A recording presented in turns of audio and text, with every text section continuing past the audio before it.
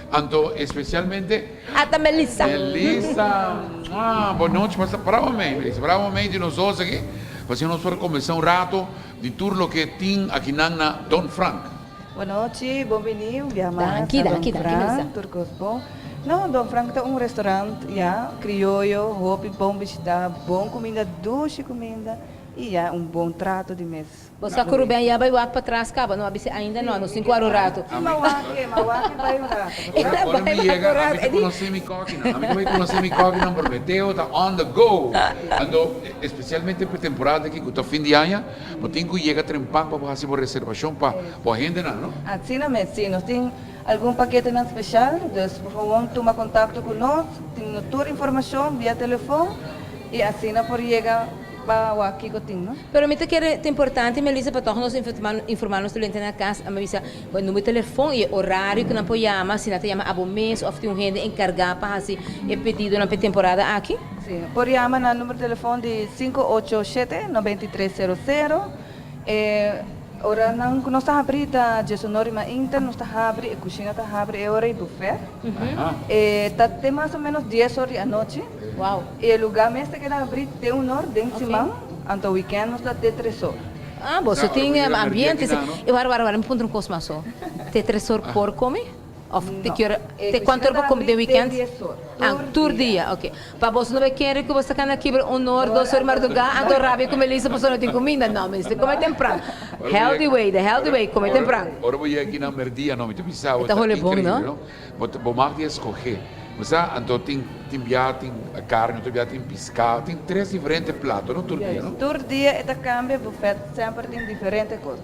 Dus não tem menu especial que você vai ter, mas todo dia é diferente e doce. E você para diante de senhoras, você visa porque sei, dá-me com arroz branco, não, assim não? Assim. Então, você pedir doble sempre? Doble sempre, não conheço.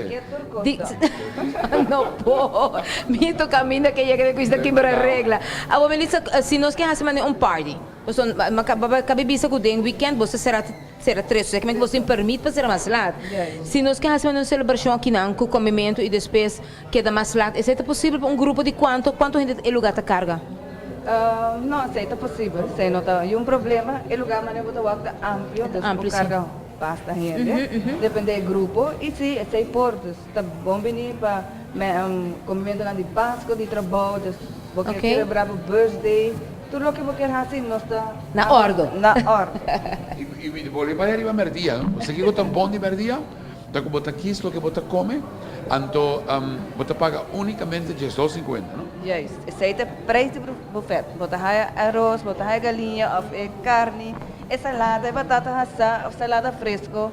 Isso depende do que você quer.